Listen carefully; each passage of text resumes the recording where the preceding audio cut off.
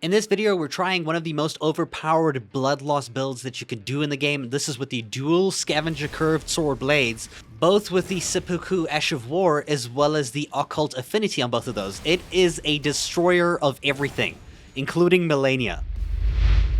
So to show you how good this is, we're testing this on Malenia in Journey 2. This is my new game plus.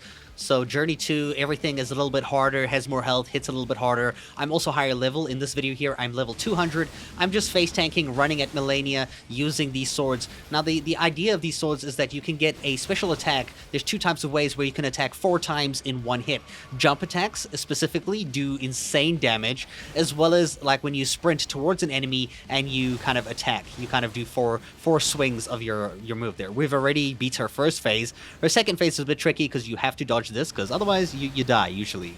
9 times out of 10 you're going to die from that. You got to dodge that and the explosion. As soon as this is done, we're going to run in there. For some reason I'm crouching. I didn't even realize I was crouching at the time. I missed this one unfortunately, but I probably would have destroyed her if I did get it. However, we are able to dodge her few strikes there, and we just need to land a few more consecutive hits and it's game over. This took 2 tries, by the way. My first try, she got me with the explosion. The second time, I was the mark of the true lord. Now these are the stats that I was currently when I beat Malenia here, level 200. As you can see, all my different things, I have a lot of vigor, I have a lot of dexterity, I also have a lot of arcane.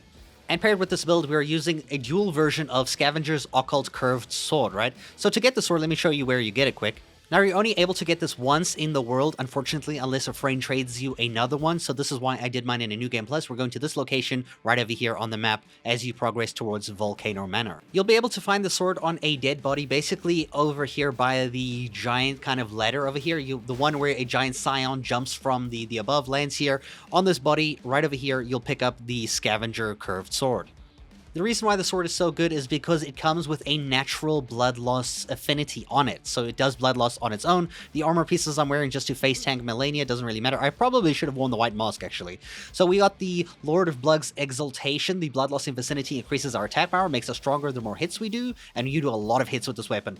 Then we have a talisman to increase our dexterity as well as raises our attack power with successive attacks. So the more you attack, the more your dexterity goes up, increasing your base damage of the weapon anyway. Then we have the Claw Talisman, which enhances our jump attack, so when we jump an attack, it makes it do a whole lot more damage with all 4 strikes. And then our Lost Talisman greatly raises the attack power with successive attacks. So you can see here, the more you attack, the more damage you're going to deal. For our Wondrous Physic, we have one that eliminates all FP consumption, which we're going to be using for our Black Knife Tish, as well as temporarily boosting our successive attack power. And as I mentioned, the Spirit Summon we're using is the Black Knife Tish, which is very strong. In order to get 2 seppukus, you can do this easily by going to the blacksmith at the Round Table Hall, go to the Ash of War duplication, and then duplicate your seppuku Ash of War, or you just find it twice in World 1, and then the second time in World 2. Now, while a lot of people will probably want to use the blood affinity on the Ash of War here, I highly recommend using Occult instead, because this increases your damage with each weapon by a further 100, attack power. A further 100 attack power means you're going to be slashing a lot. I mean, the blood loss is already there with seppuku. You're going to be, not benefiting too much by using blood. Occult is going to give you way more damage output. And the way you're going to do this is when you hold your Interact button, you get this screen here, and then you're going to press the Dual Attacking button, which is for your second weapon, which brings out your second weapon, which allows you to do your Ash of War, which works for the second weapon over here, as you can see.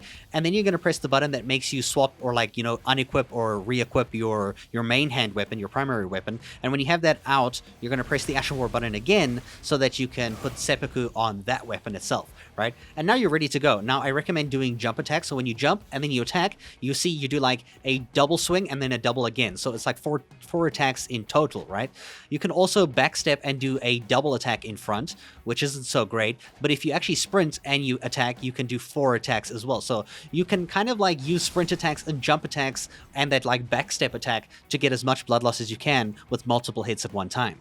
And that's what makes this build broken for anything that is able to take blood loss. Even in PvP, if you hit somebody with this, they're probably going to die just with that one jump attack. You'll probably kill a player in one go. It's that strong. I hope you guys enjoyed this video. I hope you guys enjoyed the build, and thank you so much for watching.